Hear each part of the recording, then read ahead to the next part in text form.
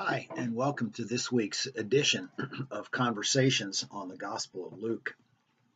We're getting close to the end of the Gospel here, but I want to make a suggestion to you. I want you to go back and take a look at the first couple of conversations we had, primarily about Luke chapters 1, 2, and 3. Part of the reason I'm asking you to do that is because this time of year is the time that Christmas occurs, obviously, and we celebrate basically what is the birth of Christ. And those first couple of chapters give us a lot of information about the birth of Christ.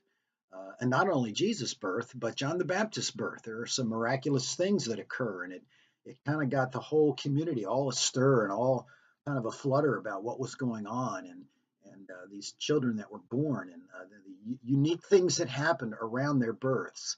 So it would not be a bad idea at all to go back and take a look at a couple of those first couple of conversations and read through Luke chapters 1, 2, and 3 and realize that those things occurred in some miraculous ways. You might even recognize in there, if you read in Luke chapter 2, you'll see that part of that was a section of scripture that was read in a Charlie Brown Christmas. You remember that story that Charlie Brown is trying to figure out what the meaning of Christmas is, and one of his friends, Linus, stands up on stage with a spotlight on him, and he quotes from Luke chapter 2 about the shepherds in the field, about the angels and how they appeared to them. And Linus says to Charlie Brown, and that, Charlie Brown, is the meaning of Christmas. So I would encourage you to go back and read some of that and maybe think about reading some of that at your Christmas dinner for your family and friends and have some discussion about it. What we're looking at here in Luke chapters 19 and 20 is essentially the climax of that birth, of just who Jesus was and why he was born. What was so significant about the birth now is becoming more and more clear as Jesus enters Jerusalem for the last time. This is a section of scripture that is often called the triumphal entry.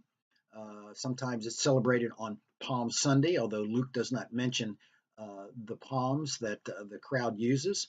But the fact is, Luke does mention a number of prophecies are being fulfilled as Jesus enters into Jerusalem. And his critics, Jesus' critics, tell Jesus after they listen to the crowd shouting in triumph and praising God and so forth, and they tell Jesus to silence his disciples. And Jesus says, you know what? If they didn't speak out, the very stones themselves would cry out. Creation, in a sense, or a very real sense, is yearning for what Jesus is about to do. And it's kind of an earth-shaking event to the point of stones even crying, and calling and talking.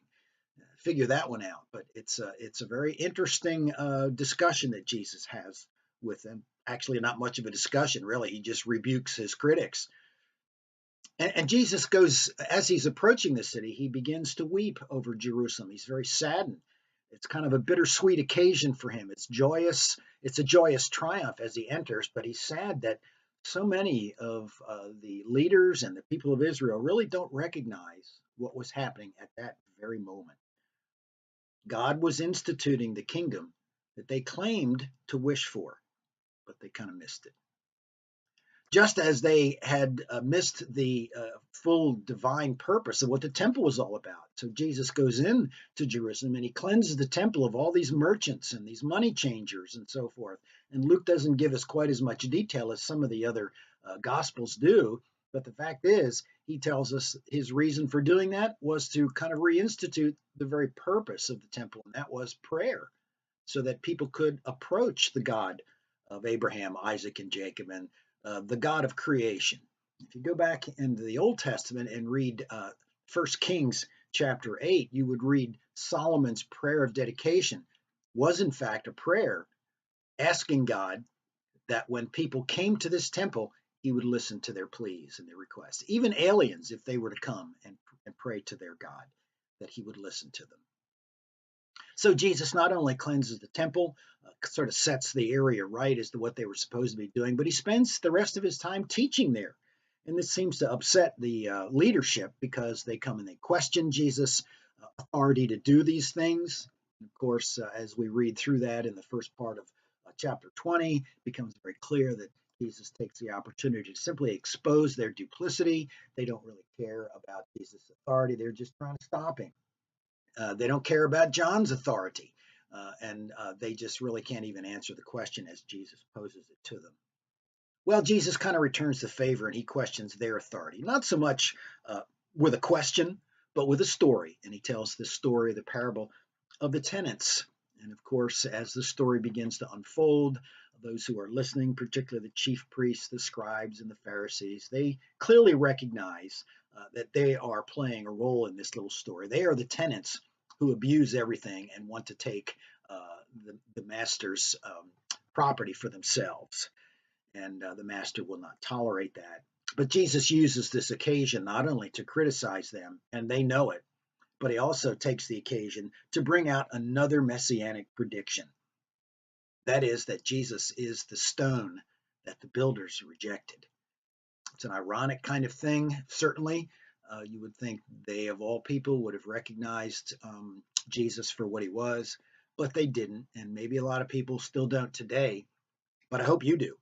And I hope these stories, both about the birth of Jesus, as well as this triumphal entry and the climax that's now coming very much to a conclusion, is something that you'll think about during this Christmas time, during the time that we do celebrate the birth of one Jesus of Nazareth.